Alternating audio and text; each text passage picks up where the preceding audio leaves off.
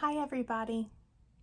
Today let's hear a story from the Jesus Storybook Bible as we listen and wonder together about what God says about having enough.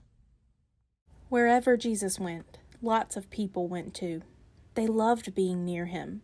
Old people, young people, all kinds of people came to see Jesus.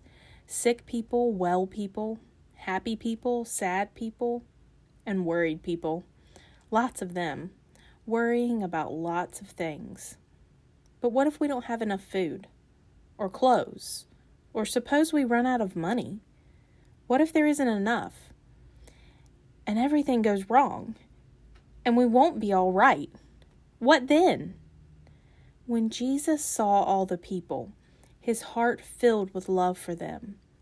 They were like a little flock of sheep that didn't have a shepherd to take care of them. So Jesus sat them all down, and he talked to them. The people sat quietly on the grassy mountainside and listened. And from where they sat, they could see the blue lake glittering below them, and little fishing boats coming in from the night's catch. The spring air was fresh and clear. "See those birds over there," Jesus said. Everyone looked. Little sparrows were pecking at seeds along the stony path. Where do they get their food? Perhaps they have pantries all stocked up? Cabinets full of food? Everyone laughed. Who's ever seen a bird with a bag of groceries? No, Jesus said.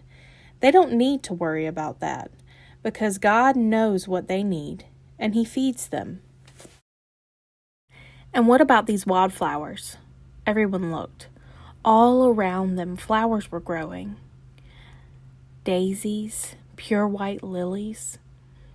Where do they get their lovely clothes? Do they make them? Do they go to work every day so that they can buy them? Do they have closets full of clothes? Everyone laughed again. Who's ever seen a flower putting on a dress?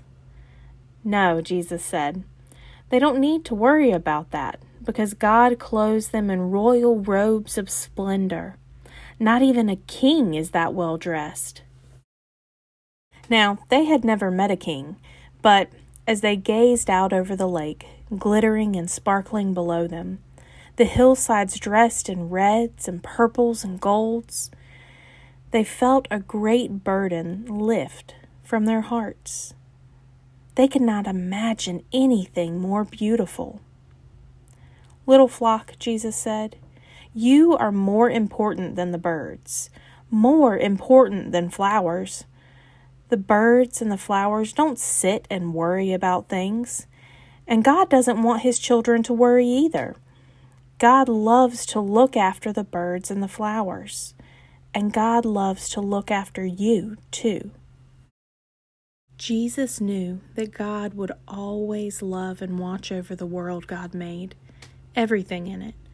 Birds, flowers, trees, animals, everything. And most of all, God's children. Even though people had forgotten, the birds and the flowers had not forgotten. They still knew their song.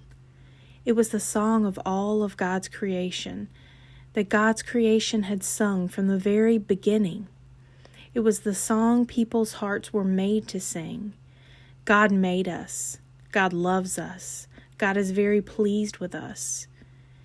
It was why Jesus had come into the world, to sing them that wonderful song, to sing it not only with Jesus' voice, but with his whole life, so that God's children could remember it and join in and sing it too.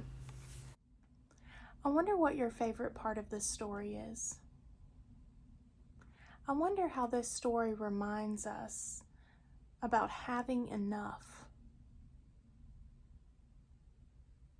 about how God meets our needs.